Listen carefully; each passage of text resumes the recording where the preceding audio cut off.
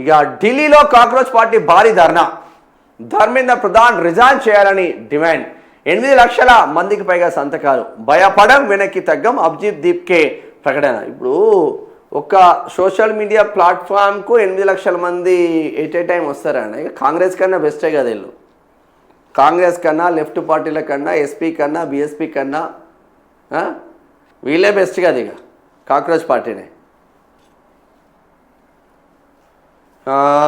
భయపడం వెనక్కి తగ్గం, అభిజిత్ దీప్కే ప్రకటన, అమెరికా నుంచి వచ్చే ఆందోళనకు నాయకత్వం, నిరసనలో పాల్గొన్న సోనం వాంగ్చుక్, ఆందోళన ముగిసిన వెంటనే ఆ సీజేపీపై దేశద్రోహం కేసు నమోదైందంట.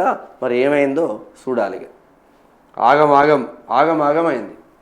దేశద్రోహం కేసు పెట్టింలే, ఎందుకు పెట్టింది చూద్దాం ఇక పూర్తి స్థాయిలో వార్త.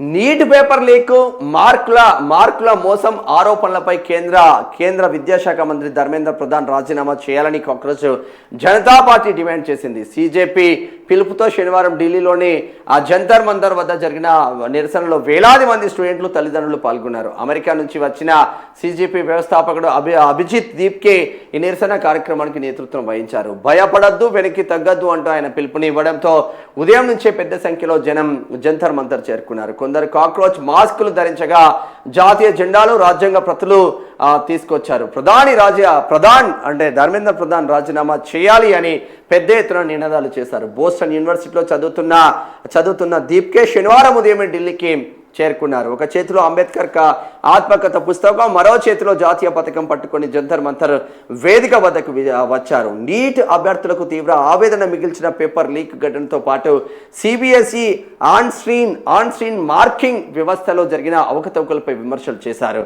ఈ ఘటనకు బాధ్యత వహిస్తూ కేంద్ర విద్యాశాఖ మంత్రి ధర్మేంద్ర ప్రధాన్ రాజీనామా చేయాలని డిమాండ్ చేశారు. కేంద్ర మంత్రి రాజీనామా చేసే వరకు నిరసనలు కొనసాగిస్తామని దీప్కే స్పష్టం చేశారు. అనంతరం మీడియాతో మాట్లాడుతూ అరెస్టు చేసే అవకాశం ఉందని తనకు అనిపించిందని అయినా ప్రజాస్వామ్య హక్కుల పరిరక్షణ కోసం ఇక్కడికి వచ్చానని దీప్కే చెప్పారు.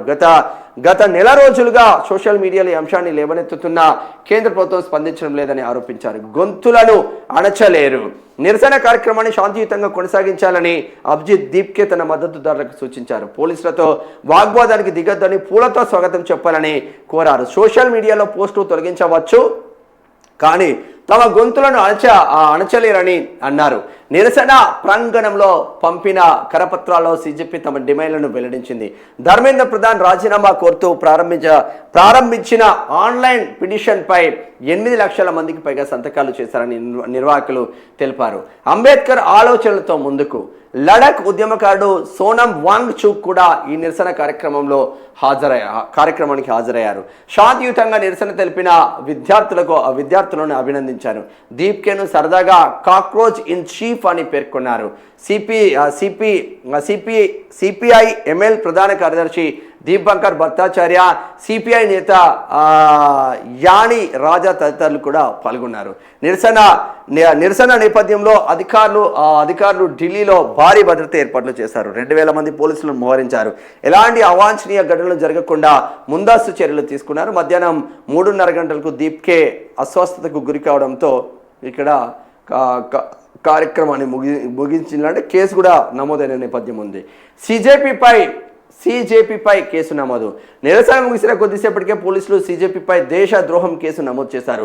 విదేశాల్లో ఉంటూ భారత రాజకీయాల జోక్యం చేసుకుంటున్నారని, విదేశీ నిధులతో ప్రజలను రెచ్చగొట్టే ప్రయత్నం చేస్తున్నారని ఫిర్యాదులు ఆరోపించారు.